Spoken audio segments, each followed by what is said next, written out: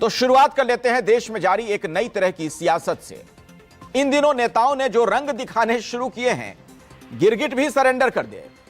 नई सियासत यह कि नेता चुनाव जीतते किसी से हैं और कुछ समय के बाद वो किसी और पार्टी की संख्या बढ़ाने में पहुंच जाते हैं, या सीधा सीधा कहें तो विपक्ष के कई दलों के सांसद चुनकर तो किसी पार्टी से आए, लेकिन अब एक एक कर अपनी पार्टी से बगावत कर सत्ताधारी एनडीए का कुनबा बढ़ा रहे हैं। मतलब जिसके खिलाफ चुनाव जीत कर आए उसी की डफली बजाने लगे। पहले ममता बनर्जी की टीएमसी के 20 सांसदों ने बगावत कर एनसीपीआई में विलय कर एनडीए को समर्थन देने का ऐलान किया। अब उद्धव ठाकरे की शिवसेना यूबीटी में भी बगावत कंफर्म हो गई है। आज पार्टी की ओर से दिल्ली में संसद भवन स्थित पार्टी कार्यालय में संसदीय दल की मीटिंग बुलाई गई थी। मकसद था शक्ति प्रदर्शन, लेकिन तस्वीर तो कुछ और ही दिखी। इस मीटिंग में शामिल होने के लिए सभी सांसदों को व्हिप भी जारी किया गया था। बावजूद इसके 9 में से महज 3 लोकसभा सांसद ही इस बैठक में शामिल होने के लिए पहुंचे। मुंबई दक्षिण से सांसद अरविंद सावंत, नासिक से सांसद राजा भाऊ वाजे और मुंबई दक्षिण मध्य से सांसद अनिल देसाई। यही 3 सांसद कल संजय राउत के घर हुई मीटिंग में भी पहुंचे थे। बाकी के 6 सांसद ना तो कल संजय राउत के घर बैठक में पहुंचे और ना ही आज पार्टी के संसदीय दल की मीटिंग में। इन 6 सांसदों ने मीटिंग में नहीं आने की ना तो कोई जानकारी पार्टी नेतृत्व को दी और ना ही कोई वाजिब वजह ही बताई। तो इस बैठक की पूरी जानकारी उद्धव ठाकरे को दे दी गई। इस बैठक में 6 सांसदों की गैर मौजूदगी के बारे में भी उद्धव ठाकरे को फोन पर जानकारी दी गई। शिवसेना यूबीटी ने इसे पार्टी अनुशासन का मामला बताते हुए कारण बताओ नोटिस जारी कर दिया है। लोकसभा में पार्टी के मुख्य सचेतक अनिल देसाई ने इसकी जानकारी दी है। वहीं बैठक के बाद पार्टी के प्रवक्ता और राज्यसभा सांसद संजय राउत ने यह कहा कि जो सांसद इस बैठक में नहीं पहुंचे वो पार्टी व्हिप का उल्लंघन है। उन्होंने यहां तक भी कह दिया कि अनुपस्थित सांसदों की सदस्यता रद्द कराने की प्रक्रिया शुरू की जाएगी। पूछेंगे कि भाई आपको व्हिप जारी किया हुआ था, आपको क्या किया, आपको वो मिला भी और इसके कोई कारण भी आपको बताए नहीं कि अगर आप आने वाले हैं नहीं आने वाले उसका कोई नियम नहीं किया, तो आपका एब्सेंस इस तरह से देखा जाता है। आज हमने एक मीटिंग जो हमारी थी पार्लियामेंट्री दल की, उसमें हमारे लोकसभा के 3 सांसद आए थे, राजाभाऊ वाजे, अनिल देसाई, अरविंद सावंत और बाकी के लोग आए नहीं हैं। हमने उनको तो पहले शोकाज नोटिस दी है, 7 दिन का उनको जवाब के लिए टाइम दिया है। बाद में देख लेंगे, अभी वो प्रोसेस शुरू हो गया, हम उनको डिस्क्वालीफाई करने की पूरी कोशिश करेंगे। अगर लोकसभा के अध्यक्ष नियम कानून और सुप्रीम कोर्ट के निर्देश के तहत काम करेंगे तो ये लोग डिस्क्वालीफाई हो जाएंगे। एक तरफ जहां शिवसेना यूबीटी अपने 6 बागी सांसदों को अयोग्य ठहराने के लिए कानूनी प्रक्रिया शुरू कर रही है, वहीं दूसरी तरफ बाकी 6 सांसदों को लेकर दावा यह कि एकनाथ शिंदे की शिवसेना के साथ जाने की तैयारी है, जिसमें मुंबई उत्तर पूर्व से सांसद संजय दीना पाटिल, शिरडी से एमपी भाऊ साहेब वाकचौरे, परभणी से चुनकर आए संजय हरिभाऊ जाधव, यवतमाल वाशिम से सांसद संजय देशमुख, हिंगोली से सांसद नागेश पाटिल अष्टिकर और धाराशिव से एमपी ओम राजे निंबालकर शामिल हैं। सूत्र हमें यह बता रहे हैं कि इन 6 सांसदों ने लोकसभा स्पीकर ओम बिरला को शिंदे गुट में विलय के लिए चिट्ठी भेजी है। हालांकि इसकी कोई औपचारिक जानकारी साझा नहीं की गई। संजय राउत इन सब के लिए एक तरफ जहां बीजेपी को जिम्मेदार ठहरा रहे हैं, वहीं बीजेपी और एकनाथ शिंदे की शिवसेना का तर्क ये कि यूबीटी के सांसद अपने शीर्ष नेतृत्व और संजय राउत से परेशान हैं और यही वजह है कि वो पाला बदलना चाह रहे हैं। इस बार की बेईमानी बहुत महंगी पड़ेगी एकनाथ शिंदे को भी और ये जो 5-6 जो गद्दार लोग हैं उनको भी। अब हम चुप नहीं बैठने वाले, सुबह बताया हम लोगों ने। और भारतीय जनता पार्टी ने जिस तरह से देश की राजनीति में गंदगी बढ़ाई है, खास करके महाराष्ट्र में, तो उनको भी कीमत चुकानी पड़ेगी। देखो, उपाटा की बैठक में 6 सांसद जो गैरहाजिर हुए, इसका मतलब अब उन्होंने अपना अलग से गुट बना लिया है। वो शायद ओम बिरला के पास उन्होंने राइटिंग में दे भी चुके हैं। उसके बाद अब ओम बिरला उनको लीगली गट को मान्यता देंगे, ऐसा मुझे लगता है। और उसका जब लेटर आएगा वो अधिकृत उनका गुट स्थापन करेंगे। उसके बाद उनको कौन से पक्ष में जाना है, कहाँ रहना है, ये वो 6 खासदार वो डिसाइड करेंगे। घमंड का महल हमेशा शीश महल होता है और वह घमंड लंबे समय तक नहीं चलता। और वही उद्धव ठाकरे जी के साथ इसके पहले भी हुआ कि जो व्यक्ति अपने पिता के विचारों पर नहीं चलता, ऐसे व्यक्ति पर कौन विश्वास करेगा। और वही कारण है इसके पहले मंत्री, पार्षद, विधायक, सांसद सब उनको छोड़ करके चले गए। और उनका जो फ्रस्ट्रेशन उनके नेताओं की पत्रकार वार्ता में दिखा।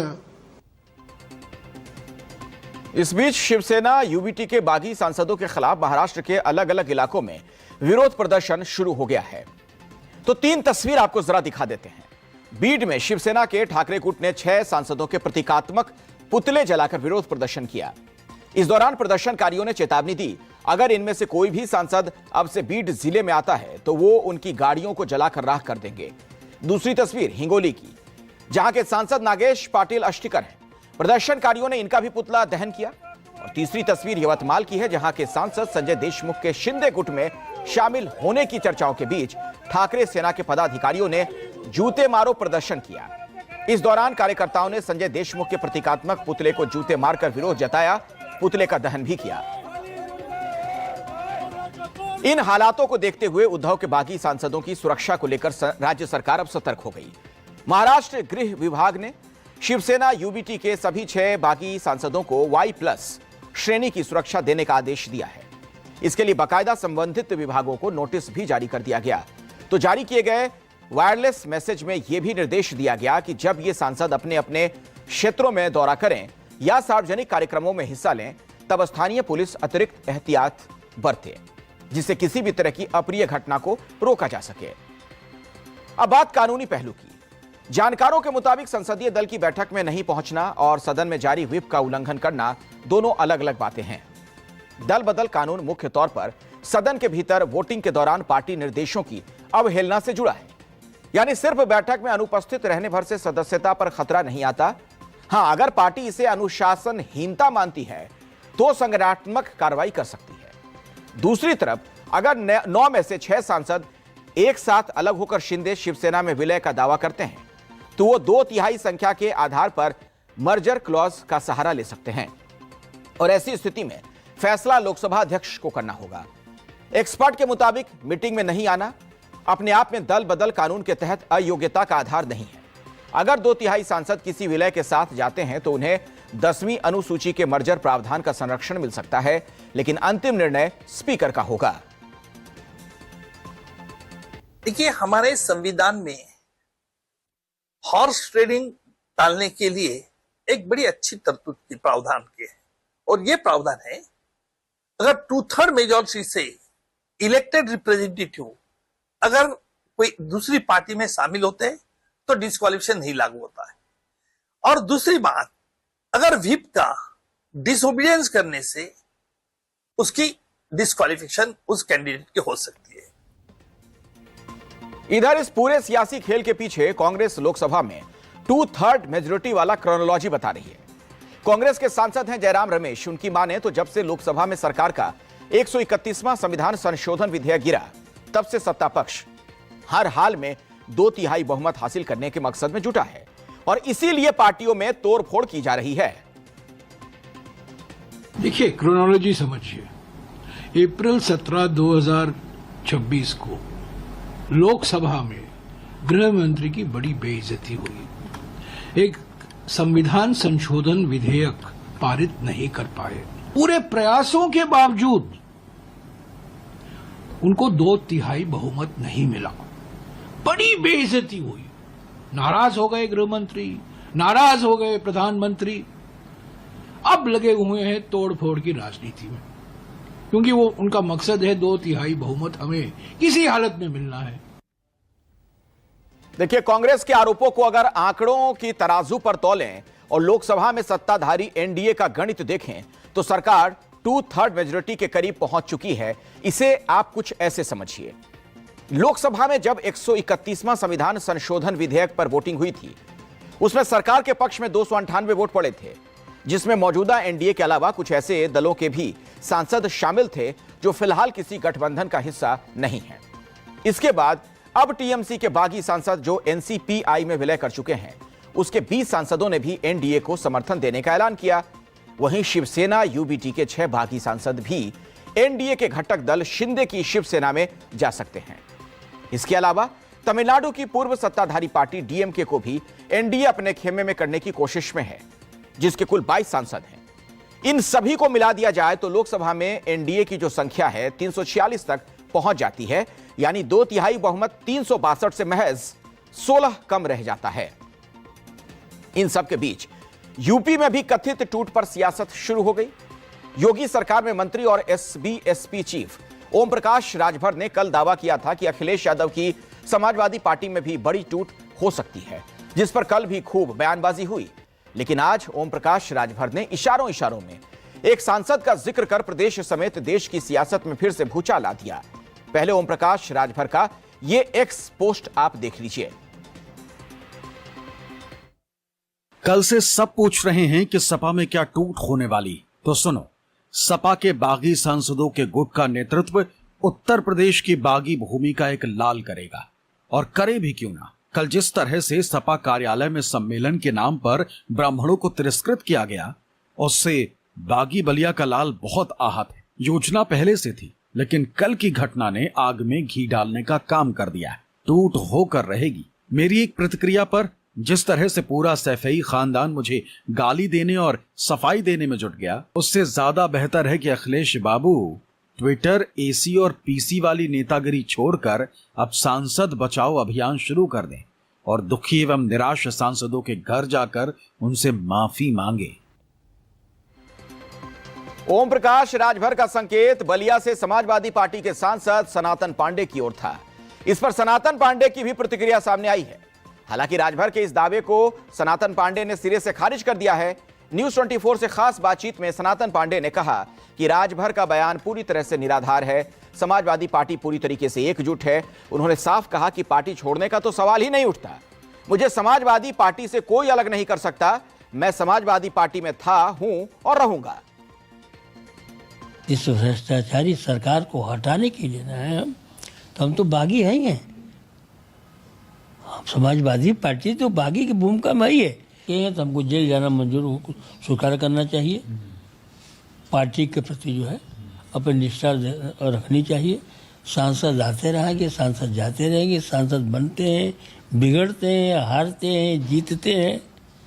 इस पर जो है एक सांसद जनता द्वारा चुना हुआ हो, उसको किसी के दबाव में, किसी के जांच के दबाव में उसको पार्टी नहीं बदलनी चाहिए।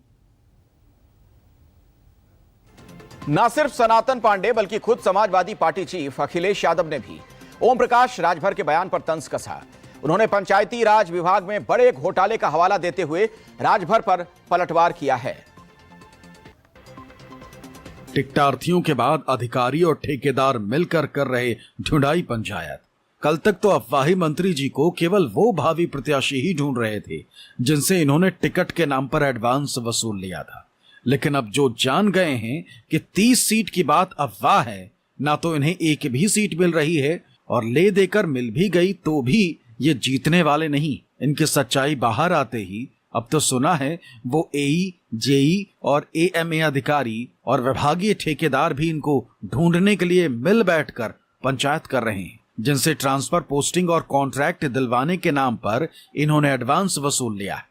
जिस काली कमाई के पैसे के बल पर इनके बड़े बोल निकल रहे हैं, अब वो पैसा ही इनके खिलाफ पंचायत बिठा रहा है। दरअसल मौजूदा वक्त में लोकसभा में अखिलेश यादव और उनकी पत्नी डिंपल यादव समेत उनकी समाजवादी पार्टी के 37 सांसद हैं, जबकि ओम प्रकाश राजभर ने जिन रामगोपाल यादव के कंधे पर बंदूक रखकर पार्टी टूटने की बात कही है, वो रामगोपाल यादव राज्यसभा के सांसद हैं। राज्यसभा में रामगोपाल समेत समाजवादी पार्टी के कुल 4 सांसद हैं और दोनों ही सदन में समाजवादी पार्टी एक अहम विपक्ष की भूमिका निभा रही है। ऐसे में समाजवादी पार्टी के सांसदों की टूट की खबर किसी को भी हैरान करने वाली है, क्योंकि मौजूदा राजनीतिक परिदृश्य में ऐसा संभव भी नहीं है। यूपी में अब से ठीक 6 महीने के बाद विधानसभा के चुनाव की डुगडुगी बजने वाली है। ऐसे में शायद ही कोई सांसद टूटकर दूसरे दल में जाना चाहेगा।